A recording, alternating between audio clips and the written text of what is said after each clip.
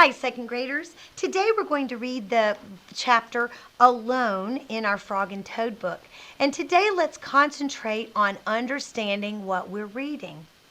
So let's give it a shot together. Toad went to Frog's house. He found a note on the door. The note said, "Dear Toad, I am not at home. I went out. I want to be alone." "Alone?" said Toad. "Frog has me for a friend. Why does he want to be alone?" Toad looked through the windows. He looked in the garden. He did not see Frog. Toad went to the woods. Frog was not there. He went to the meadow. Frog was not there. Toad went down to the river. There was Frog. He was sitting on an island by himself. Wow, so what do you think is happening so far?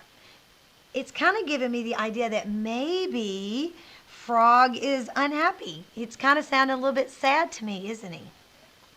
"Poor Frog," said Toad. "He must be very sad. I will cheer him up." Toad ran home. He made sandwiches. He made a pitcher of iced tea. He put everything in a basket. I think Toad thinks that Frog is upset too.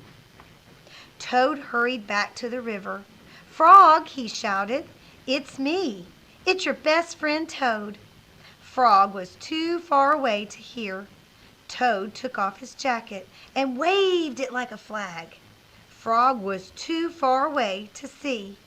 Toad shouted and waved, but it was no use. Frog sat on the island. He did not see or hear Toad. Wow, sounds to me like Toad is really trying to get Frog's attention, isn't he? And he's made him a little picnic, it sounds like. A turtle swam by. Toad climbed up on the turtle's back. "Turtle," said Toad, "carry me to the island. Frog is there. He wants to be alone." "If Frog wants to be alone," said Turtle, "why don't you leave him alone?" "Maybe you are right," said Toad. "Maybe Frog does not want to see me. Maybe he does not want me to be his friend any more." "Yes, maybe," said Turtle as he swam to the island. "Frog!" cried Toad.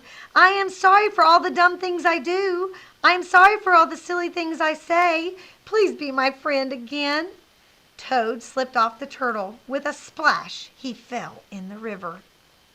Frog pulled Toad up onto the island. Toad looked in the basket. The sandwiches were wet. The pitcher of iced tea was empty. "Our lunch is spoiled," said Toad. "I made it for you, Frog, so that you would be happy." Oh, that's sweet. So Toad has made a lunch, but now he's gotten it wet, and he thinks Frog doesn't want to be his friend anymore. "But Toad," said Frog, "I am happy. I am very happy. This morning when I woke up, I felt good because the sun was shining. I felt good because I was a frog. I felt good because I have you for a friend. I wanted to be alone.